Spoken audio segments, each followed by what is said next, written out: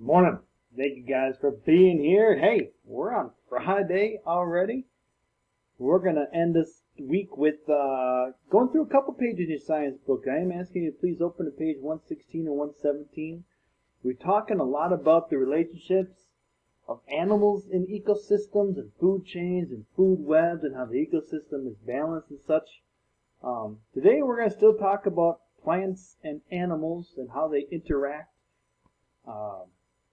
I know we've been talking a lot about the animal world with hunters and those getting hunted, and now these hunters, carnivores, need to eat the herbivores, and if the carnivores die off, then the herbivores get more and more, and then carnivores come in, and then they eat the herbivores, so they go down.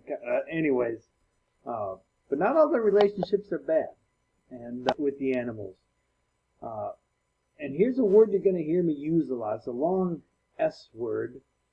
This is called symbiosis. What symbiosis or a symbiotic relationship is simply the relationship between animals or living organisms. We can talk about plants too. And I need you to understand that a lot of times different animals help each other, and there's very specific reasons for it. Here's a good example of a symbiotic relationship where the animals are each helping each other. Now, I'm going to back up a little bit because if you want to get your assignment out, part of your assignment today is to go through each piece and write about an example of when animals can help each other, the symbiotic relationship. We're also going to talk about where only one of the living organisms benefits or gets help. We're also going to talk an organism where one organism gets help, but it actually hurts the other one. So we'll get to all those three, but let's focus on the symbiotic relationship. Let's start optimistically or positively with how they both help each other. Now, going on in this picture is you got a big, huge, fierce rhinoceros, right? I mean, those things, if you ever see videos or hear about an animal, they can be mean, and they are big, and they are powerful.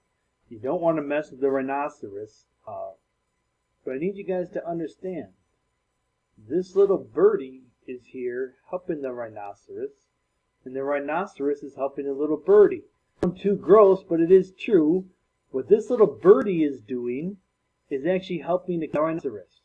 Now, I'm not making fun of the rhinoceros because I know how big and bad they are, but they don't have fingers and thumbs like that they can help clean themselves. They have these big stumps for legs, and they kind of plod along and whatnot. They can't do what you does and lick themselves clean. They can't do what a dog does and kind of itch with their back leg, and it doesn't work that way. So this rhinoceros needs help. You guys might know in Africa plains there's a lot of those little bugs and flies and things, and they can get in the rhinoceros's ears and in the nostrils like that. And I know you might not want to be this birdie and get a meal that way, but what this bird is doing is actually getting a free meal from the rhinoceros by eating all those pesky bugs.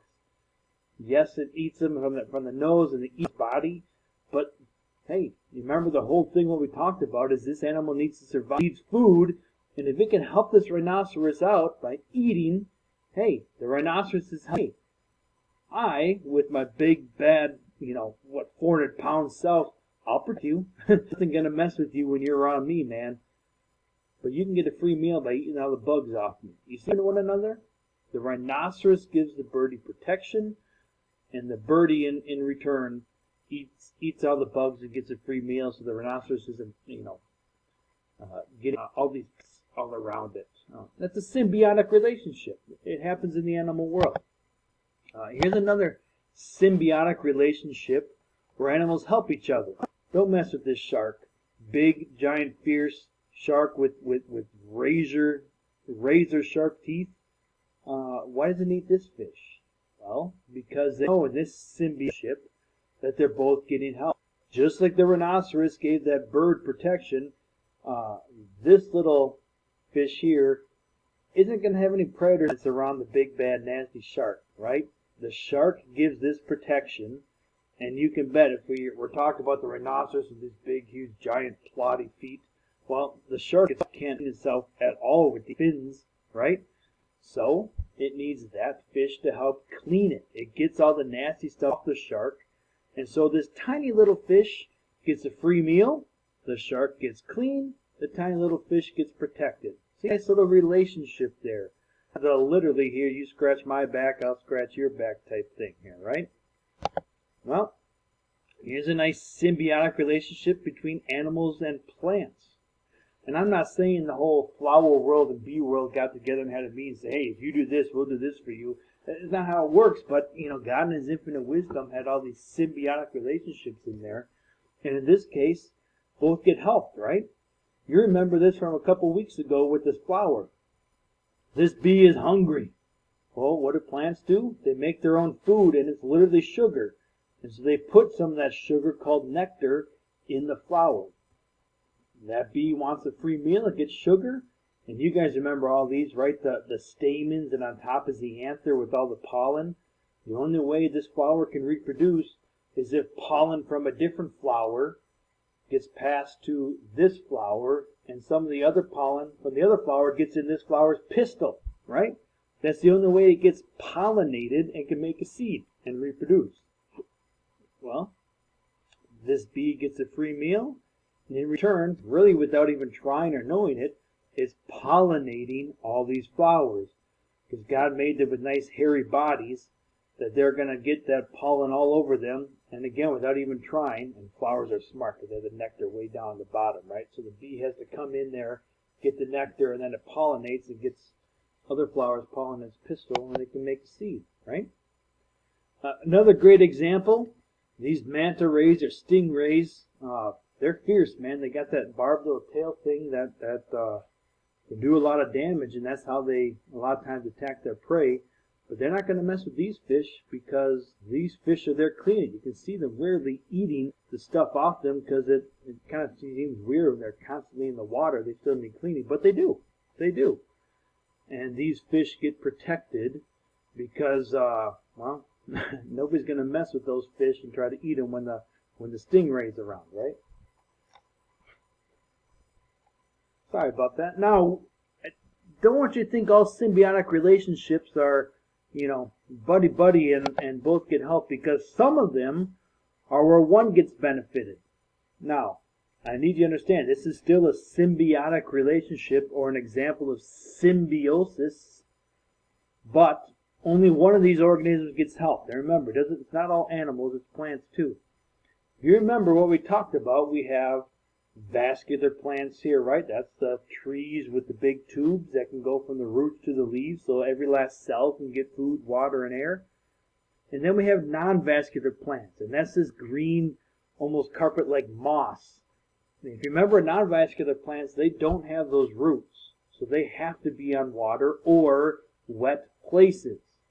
Now, you need to understand, please, that this moss doesn't hurt the tree.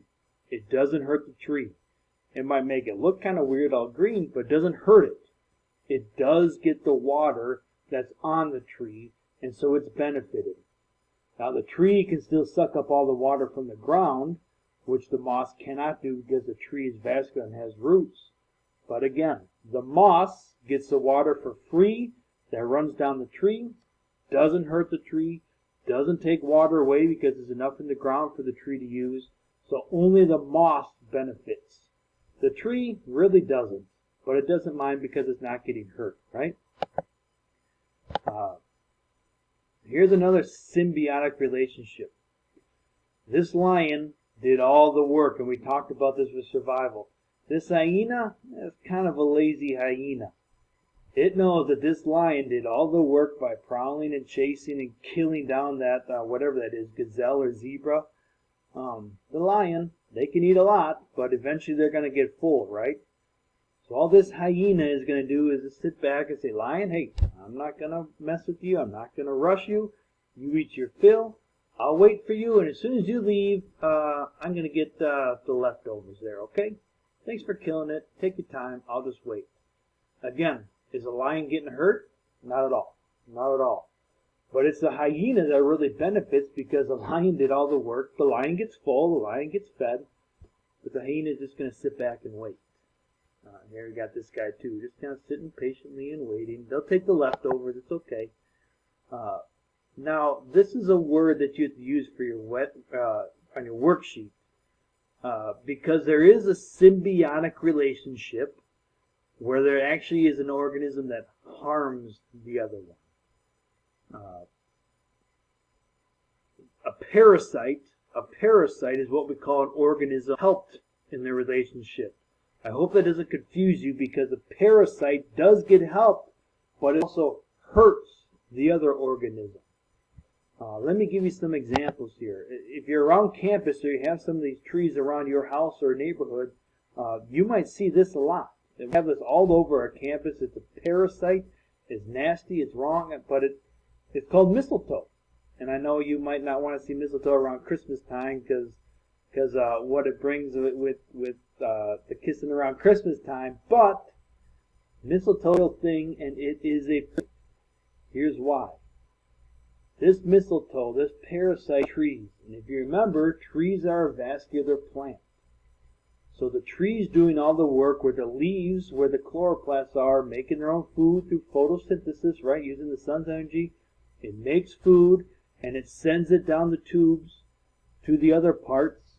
So it sends the food this way, and then it sends the water from the roots up this way, so every last cell can get fed and watered and air, right? But guess what's happening?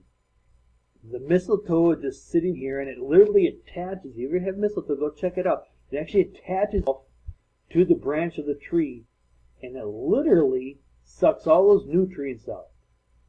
So if you have a mistletoe, it might be nice and green, and then a lot of times what you see, it hasn't quite taken effect here, but you see all this part of the tree is completely dead. No leaves, nothing, because all the nutrients that the tree is working at is sending up this way, and the mistletoe is literally stealing it. All the water the mistletoe is stealing. All the food from the leaves, the mistletoe is stealing. All the air, the mistletoe is stealing. So the mistletoe, this parasite, gets helped because it gets water, air, and food for free, but it literally is stealing it. So it's harming it. It's literally killing the branches, and that's why we call that a parasite. Here's another parasite. If you ever see these little tick-type things, you got to be really careful because they can really hurt your body. But ticks use your dogs. If you heard of Rocky Mountain spotted fever, those comes from ticks. It's a disease. They also get in people, and what they use is that dog or that person, and they literally burrow themselves in your skin. They use you for warmth and protection, and they cause you harm. So it gets helped, but it causes you or causes your dog to get really, really sick. That's why we call it a parasite. There's other parasites that you might hear about. Poor doggies, not trying to rip on all the doggies, but sometimes they get parasites in their stomach. We call them worms or parasites, and literally it's an actual organism in their stomach, and you can bet what happens, right? The dog has to go find the food. The dog chews the food. The dog eats the food. And that's supposed to go to all of its cells to give nutrients to all your cells. But what's actually happening? When the food gets down to the stomach, the parasite's eating all that food. So the dog is eating and eating and eating and eating, and it's not getting any of the nutrients to all of its cells because the parasite is stealing it.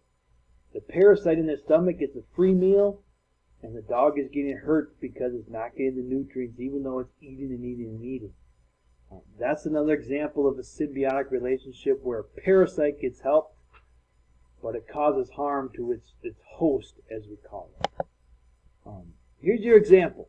You can use pages 116 and 117. Excuse me. Here's the worksheet where I'm asking you to give examples. We went through all the examples on this video. You also have the examples on pages 116 and 117.